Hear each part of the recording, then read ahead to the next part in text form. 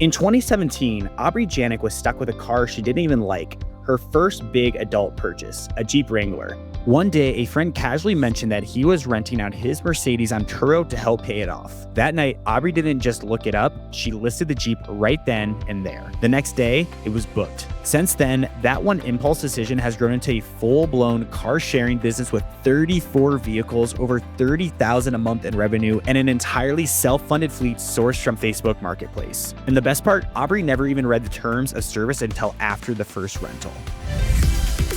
So today we're going to be diving into her journey, unpacking how you can start your own profitable car sharing business from the ground up, from buying your first car to scaling smart. This episode is packed with everything you need to know. Aubrey, I am so excited to have you on today. Thank you so much for being here. Thank you for having me. Let's set the stage because you're sitting there with a Jeep you don't really like. A friend casually mentions, hey, I'm using this car rental service. Most people would brush that off. You listed your Jeep that night, which is just amazing. I love the entrepreneurship there. Take us to that moment. I mean, what did your gut tell you that made you take action so fast on renting your car out to complete strangers? Yeah, I think at the time I had heard of Turo, like I had seen Facebook ads for it. I definitely was kind of the target market for a host. And so I was being targeted their ads. And truthfully, I thought it was a scam. And so whenever my friend had mentioned that he was renting out this car, to me, it was like that ounce of validity that I felt like I needed. And it was just like things were aligning. It was like, this actually makes so much sense. Like obviously I was familiar with Airbnb, but I wasn't like a host or anything on Airbnb. And so I had this car, I didn't like it. I was in a perfect situation to be like, I'm going to put this car on. And I've always been that type of person to just kind of like dive into something. I'm not like one to have analysis paralysis. And so I decided to take pictures, have it listed, and then really it happened so quickly. I didn't really have a ton of time to like overanalyze what was happening that, before I knew it, it was out on its first rental. And then I was like, this works. This makes sense. Oh my gosh, that is so crazy. I love the entrepreneurship spirit there. I always talk about on this podcast, the biggest difference that makes a wannabe-preneur an entrepreneur is entrepreneur took action. I want to talk about getting that car booked. Obviously, you're just kind of, you're shotgunning it. You're like, oh, hopefully this works. But the next day it gets booked. And so talk to us, what was that process like? Did they come pick it up? Are you nervous? Are you anxious? You're like, holy crap, a stranger has my car right now. Or what was that feeling like for you? Oh, yeah. So now, I think I was like 24 at the time. So it was quite a while ago. And even back then, especially, but even today, I don't love meeting guests in person. So I'm sure we'll dive in later. But most of my key exchanges are like not in person. They're a process called remote key exchanges, but not this first one. We met them in person. At the time, I owned a different business. And so we kind of used that business as like the hub for this, what was to become our Turo fleet, which obviously at the time we didn't know. And I say we, it's my husband and myself, but back then he was just my boyfriend. But anyways, so they came to the business and we did a quick walk around and, I was kind of naively inexperienced about this, but I thought it would all be fine. And, fortunately the car was returned in one piece. There was no damage. And then to your point of earlier, I was then able to kind of do some online Facebook groups of Turo, did some more research. And I was like, I really need to read the Turo terms of service here because this is going to be a disaster. We're going to talk about more about like the details of Turo, so listeners stay tuned for that. But I want to ask, how much did you make on that first booking? And was it like life-changing money by any means? Or was it like, oh, this is going to cover my groceries? I just want to talk to listeners about like, this is easy to get started with and like you can make money instantly. I'm curious to your first booking, what it was. For sure. So I think I don't remember exactly, but I know it was a couple of days. And so it was maybe like a 2 or 3 day booking and maybe it was like $100 to $150.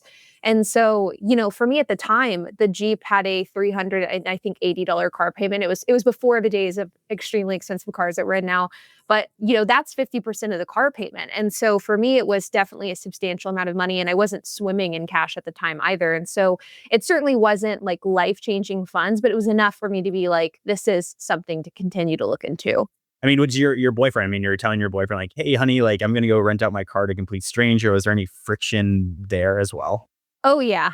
So at that point, we had been dating for, I think, 4 or 5 years. And so we were certainly like much further than the new dating stage, but we weren't married.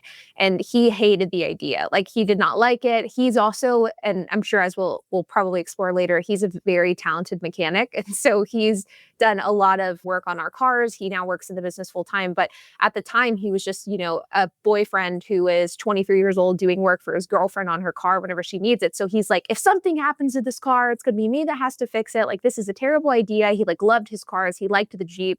But pretty quickly, I mean, he's very supportive of anything I want to do. So he did not like it, but he was cautiously supportive of the entire thing. I mean, I'm putting myself in issues as well. I mean, if my girlfriend came to me saying that, I'd probably be like, yeah, that's probably not the best idea. But for you, I mean, it worked. I mean, so this Jeep, you're like, okay, I don't really love this Jeep, but you're like, okay, I want to continue doing this. What was that next step for you? Are you buying another car? How long are you renting out the Jeep? Bridge that for us. Yeah, so fortunately, we were in a position to where we did have like a spare car that was sort of like plopping around from like family member to family member over the last like 6 years, and it's still actually my daily driver today. But it was my first car. It's a 1997 Toyota 4Runner.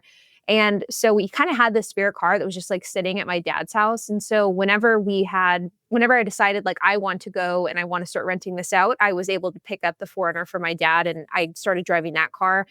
And so I took over the 4Runner and then I started renting out my newer Jeep and it started getting rented out full time. And so no longer was it my, personal vehicle. We almost immediately transitioned it to just being rented out on Turo. So we started in September of 2017. And then by, I believe it was February or March, we had got our second car. And so we had saved up enough cash to go out and buy a second vehicle, which was I think it was a 2007 Toyota Yaris that we bought for like $2,700 or $3,000. Very, very cheap. I'm laughing. I want to make just a quick side note here. I'm laughing because you said you had like the Toyota 4Runner. I was going to guess that it was a Toyota if it was like a 1997 Ultra. Those cars are literally like incredible. Okay, so we go to February now. You're buying your second car. How are you buying this? Are you taking a loan out? Are you buying it all with cash? I know you saved up for that. Talk about this because I want to be actionable for our listeners that are like, can I have a sidecar? Like I could afford another car if I want to do this. So talk to us about that. Yeah, so obviously with the Jeep, we didn't have any like upfront cost with that because we already had it and it already had like a loan and we were just paying that monthly payment. Whenever it came to the second vehicle, we just saved up as much cash as we could. And so I had the business that I was running. At this point, my then boyfriend was not involved financially in the business. So it was kind of like on me to save up the cash for it. And so we were able to fortunately, the Jeep was at the time fairly new. It was 4 years old. So it wasn't like plagued with a ton of issues. And so I used all of the cash that the Jeep had made and then also just saved up my own cash, tried to, put together everything I could to then go into getting that second car. And because of the fact, back then, especially cars were so cheap, it didn't take too long for us to get to the point where we could save. And we actually ended up buying, I believe we bought the third car with only like a month or two of the second. So like we tried to grow kind of quickly from there of trying to save as much cash as we could and buy those like cheap cars.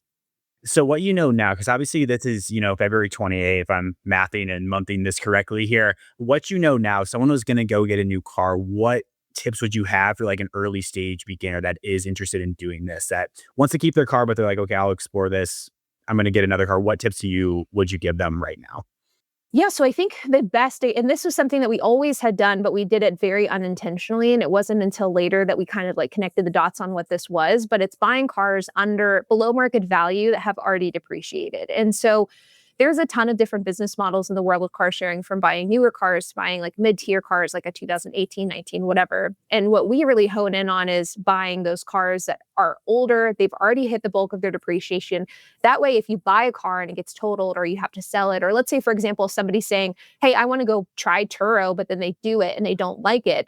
They're not in a position to where they have this car that they like don't know what to do with. And so I think buying a car that is below market value, so you buy it at a discount, that already has hit its depreciation bottom, and just puts you in a position to where you kind of have a lot of different avenues to go down if things just don't work out the way that you thought they would. Or alternatively, if there's an accident or you just want to sell the car, you can in some cases make a profit off of it.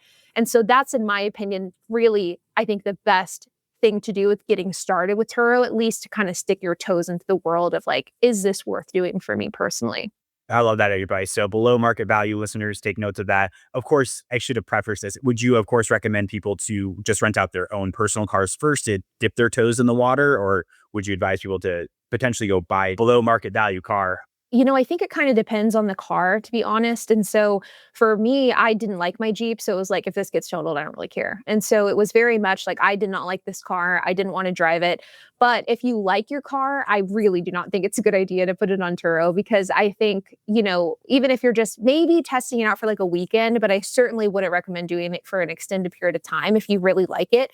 because my philosophy is always don't put things you care about on Turo. They're going to get damaged. They're going to get wear and tear. Like even, if it's not a full-fledged accident or dent or scratch, like little things just begin to break. And so my husband and I both have always had the belief of like, whatever car you put on Turo, you need to be able to kind of emotionally distance yourself from.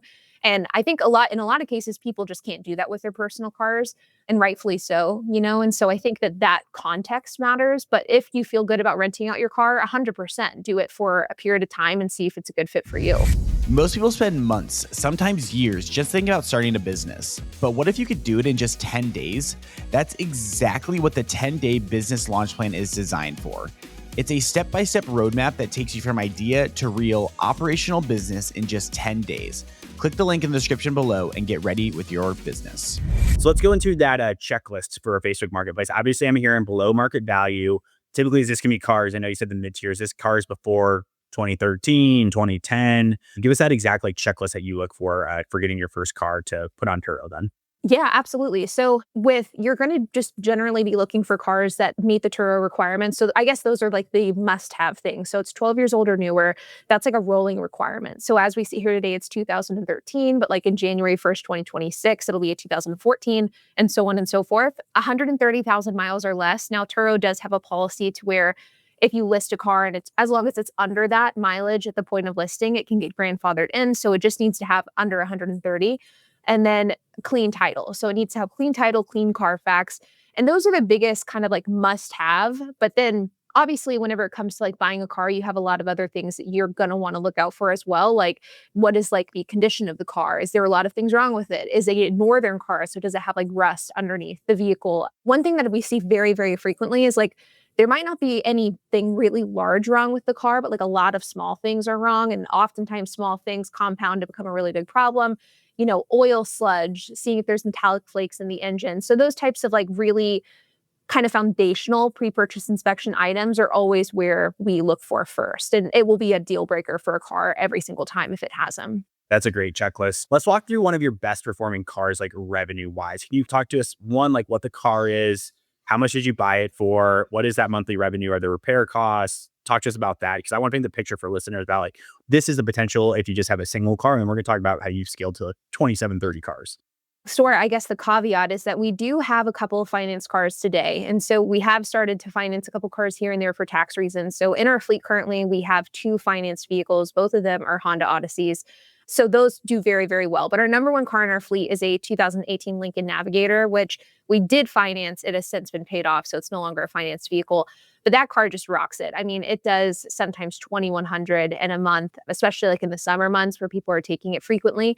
And then in the kind of lower seasons where it's not as hot, it might do 1,600. That vehicle actually has had some pretty severe maintenance problems in the past, but now has been pretty good. And so, we had in that car a transmission problem, which cost about 2,800. But since we got that fixed, it's been very, very low maintenance because it is still relatively new. So it's, tires, oil change, things like that. But if we're talking in the world of like our older cash cars, which is, all of our vehicles except for a couple, our best vehicle was for a long time, it was actually a Mercedes C300. It was a 2009 Mercedes C300. It was actually recently totaled, but that car would consistently do 1,300 a month. And it had very, very little issues, very just routine maintenance. Occasionally it would have some more severe things here and there, but the kind of maintenance and upkeep for it would be anywhere between about maybe $100 to $250 per month averaged out. So like if we take into account tires come in 1 month, but you kind of average that out over the course of multiple. And that car was just bulletproof. Another car that I talk about all the time is like Toyota Yaris's, I think are amazing. Hyundai Elantra GTs are really, really great cars to start. Those are low maintenance as well. So the Lincoln Navigator, you're saying it's doing about $2,100 a month. Some cars are doing 13 or whatnot on average. I mean, what is a car typically doing? Obviously, there's gonna be ones that perform better, don't perform as well. What on average are you doing per car? And then what kind of determines if it does well? Is it the make, the model, the season, or that? Talk to us more about that to break it down for us. Yeah, really good question. So the way that I see it is we have our kind of like higher end cars. And for me, like a higher end car, if it does above $1,500-$1,600 per month, that's like a good car. And obviously it does also depend on like the car payment and the cost of the car. For us, if we finance a car, it's going to be something in that like $30,000 to $35,000 range. And we only like to have two financed at a time. So we don't like to spread ourselves in that realm. Whenever it comes to cash cars, if it does over $1,200 a month, that's extremely good. Like that to me is a very, very good car. Typically what we'll see is somewhere in like the 900 to maybe like 1,000, 1,050 range. And, to be honest, as stupid as it sounds, there isn't like a huge trend with which cars do really well and which ones don't. So our cash cars are, I guess we have two schools of thought. Like we have kind of a model within our model, which is like the high perceived value cars. And these are cars that kind of look expensive, but they're not, mostly due to depreciation. And so we have a couple of fully loaded Ford Escapes that do very, very well. They're leather, heated seats, things like that. We have a Mercedes. That one does very, very well. It was cheap. A Volvo. Those all do well because people see them and they're like, this car is expensive, even though in reality, the car costs under $5,000. But whenever it comes to our kind of normal economical cars, we find that like the cars that do well are very random. It's just, we have, for example, we have 5 Hyundai Elantra GTs. They're all very, very similar year. 2 of them are the exact same car, but one of them, just for whatever reason, doesn't do as well as the other 4. And so it has to do so much with the vehicle itself, but also like Turo ranking and the algorithm and availability and how long the car has been on Turo. And so, there is some discrepancy with that. But other factors are the color of the car can impact it. Loud colors tend to not do as well as like more muted tones. Door count, seat count, all of that can be dependent. Like all of that can have an impact, especially depending on your market. Interesting. Yeah. This is such a large question, so I apologize for asking this. If you could recommend like one car for someone to start with on Turo, like what car would you then recommend based off of like what you know? It's such a large question, so I apologize, but Yeah, for sure. So I think there's 2 answers to that question. One is I think Toyota. I think Toyota anything is going to do well. I'm such a huge Toyota fan, but kind of a more nitty-gritty answer. So Hyundai, very long story short, I'll make this quick. Hyundai has a rod bearing warranty extension. Basically, Hyundai has a reputation of having terrible engines, and there are specific Hyundais that have, due to a class action lawsuit, had unlimited warranties implemented on their engines. And as a result, you could have a car that has 200,000 miles or 150,000 miles, and if you have a blown engine, you could get that engine replaced for free. So Hyundai Elantra GTs are a car that qualify within that. They're a 4-door hatchback. They're very cheap. You can buy them for around $4,000, and they qualify for this. And so this is the car that we have 5 of in our fleet. We buy every single one we see. And so I would recommend for everybody to like consult your Hyundai dealership, make sure the Hyundai you're looking for qualifies for this. But I think Hyundais that qualify under that warranty extension are the perfect Turo car to buy. I love that. That is a good little tidbit right there. I'm writing that one down for our takeaways. So good stuff. Well, let's talk about scaling to 27 cars. I mean, you just said you had 5 of the Hondas or whatnot. What did that growth look like for actually like purchasing these cars? And then, talk to us about your revenue that you're doing per month as well with this, especially the number of cars that you have. Yeah. So, and I think whenever we had like talked about doing this podcast, I was at 27. We're now at 34. And so we've grown quite a lot over Wow. the last few months. Yeah. So we've grown, and revenue is right now anywhere between 35 and 40,000 a month with the fleet. And that range sort of comes into claims, which is like a part of, love it or hate it, it's a part of the business. But the way that we've sort of built our business is we do try to turn claims into a bit of a profit center. And so that's why it's sort of counted as like a revenue instead of, a purely an expense, because there is a revenue generating aspect of that. But yeah, that includes, the daily rates, different like fees or incidentals that could be charged, for example, smoking fees, and then damage if there is damage that occurs. Interesting. So how did you scale up to 27 cars? I mean, give us the big picture about purchasing these cars. Are these all through the Facebook marketplace? Are you taking out loans? Are you buying cash at them? Pretty much all of them except for 3 were just purchased through Facebook Marketplace. And so right now our team is myself, my husband, HP, and our employee Todd. And we're all 3 like full time within this business, but then a couple of other businesses that we own. And we are constantly looking for cars on Facebook Marketplace. I mean, we will like Todd will text us at 11 p.m. and send us a car that he likes, or like I'll send one to my husband while I'm like cooking dinner. It's constant. You're looking for them. And so that sort of like constant grind of like trying to find a good car has allowed for us to find them at a pretty good cadence. And now, we're getting to the point where, because we do lose cars either because of accidents or because it's just time to retire them, we're averaging out this year, especially, we've bought more than 1 car per month every month for the entire year of 2025. And it just comes down to like looking extremely consistently. Now, we do have the 3 cars that we did finance. And so those were purchased through traditional dealerships. And our method of like kind of using those vehicles has been for tax reasons. So they all are cars that qualify for Section 179. They're 6,000 pounds. We use them 100% for business. So that's been kind of a combination tax play plus revenue generator for the business as well. That's really interesting. And then like 3 full-time employees all work on this. I mean, Aubrey, did you ever think you were going to be even 24-year-old self when you're throwing this on Turo for the first time? Did you ever think it'd grow to what it is today? Was that like vision set in place? Or yeah, I mean, that just has to be crazy to reflect on. Yeah, I mean, what's even crazier is just like our Turo business has become such like a large thing because it's not only we have Turo and car sharing, but like we have a production company that makes content around this niche. And so it's like a whole like car sharing kind of ecosystem that we've kind of unintentionally created. And, I think definitely did not picture it this way. I think, if you would have asked both me and my husband back in 2017 where it would be, he ended up quitting his job in 2021 to join me full time. And then we hired an employee last year in 2024. And it's just, it really is a dream come true. It's been an awesome growth process. It is such a cool process. This is one that I've never heard of before on the Upflip podcast. So this is all new for our listeners, I know then as well then. So someone's like, okay, I'm going to get started with this today. However, you're firing me up. I'm going to go get a car. I mean, what does that 30-day roadmap look for them? That's someone that's trying to go from like 0 to 1 on this. What's that 30-day roadmap that you'd advise? Yeah, I think the hardest part of that equation is buying a car. I mean, I get asked constantly, every single day. I look for a car, there's no cars in my market. It's just obviously, and I shouldn't say obviously, that sounds condescending, but it just most likely is not true that that is the case. Like there are probably cars in your market, you just haven't found them. And so the first step is finding the right car. And so it's, educating yourself enough on cars where you can spot a good one whenever you find it, feeling confident in going into the PPI and like inspecting that car, whether it's, hiring somebody to do it for you, getting a friend, or just doing it yourself. Maybe you know enough about cars to be able to do it. And then from there, the process is fast. We have times where, depending on the condition of the car, and we buy cars from kind of the full spectrum of condition, from ones that are like literally we will buy and list that afternoon. Other times we'll have them for a couple weeks, fix them up, and then list them. But depending on the type of car you buy, I think, take pictures, list the car, and get moving as quickly as possible. Because I do think that in the world of Turo, analysis paralysis is your number one killer. I mean, you could be looking for the perfect car for months and never find it. So you just got to find something that works, kind of do it. And I almost think like move so quickly that you can't like second guess your decision. Because I think once you get that first rental, you'll realize like, hey, this actually isn't as hard as I expected. And it becomes so much easier from there.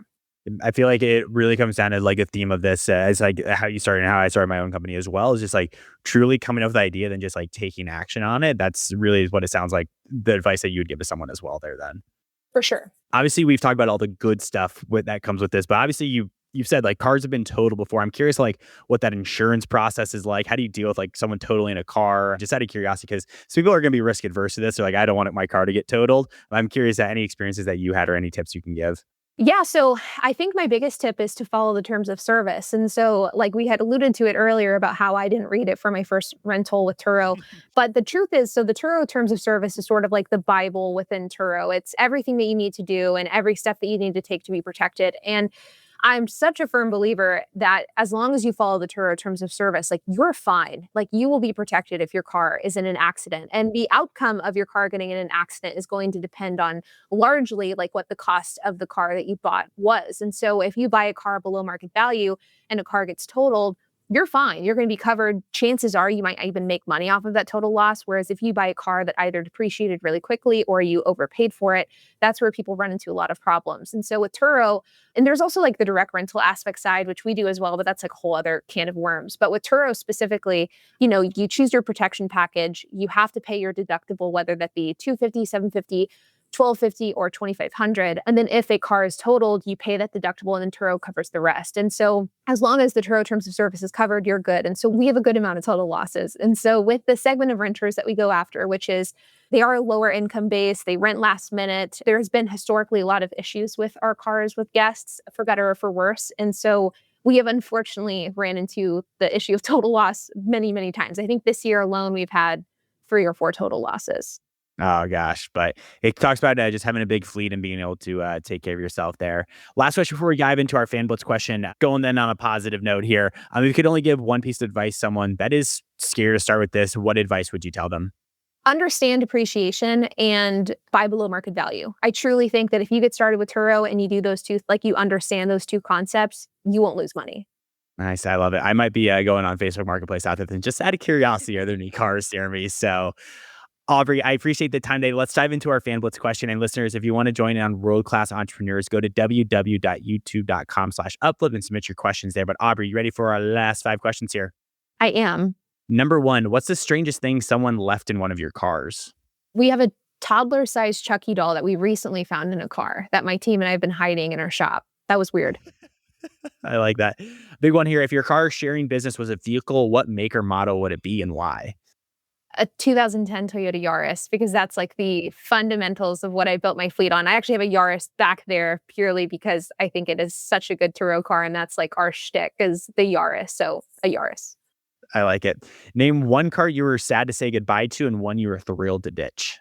We had a Maserati Ghibli that I really liked. It did really well. I was sad to see that go. We recently had a Scion IQ that was lost, and I was glad to see that one go. I like it. Could you describe your worst Turo experience in 5 words or less? Overfilled transmission fluid, totaled car. Not fun.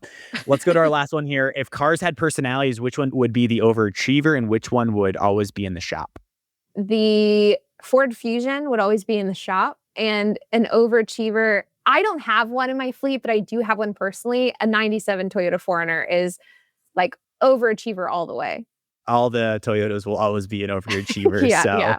Aubrey, you've been amazing. This is such a cool business model and cool concept that I've never heard of. So thank you so much for taking the time. If someone's like, oh my gosh, I need to learn more about Aubrey, where can they find you? And please plug the phenomenal YouTube channel you have here.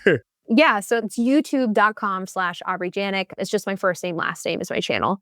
Listeners, that was an amazing episode with Aubrey. 3 quick takeaways for you. Number 1, when you're looking for your first car or any car, find something that is below market value, that has met its full depreciation. That's going to be your best way to get started with this. Number 2, Toyota and Honda. Those are the best 2 cars to really get going with this as well. Personally, I lean towards Toyota, but she gave us that great tidbit on Honda there. Number 3, the best way to get started with this, you can get started with this in under 2 weeks. You just got to go find a car, go to your Facebook Marketplace right after this episode, and check out the Facebook Marketplace in your area for cars that are depreciated. Great episode with Aubrey. If you guys are enjoying these world-class entrepreneurs, make sure to give us a like. Make sure to subscribe wherever you're listening to our podcast. It helps us get more amazing entrepreneurs on the show. We'll see you next Monday. Aubrey, thank you so much for your time today.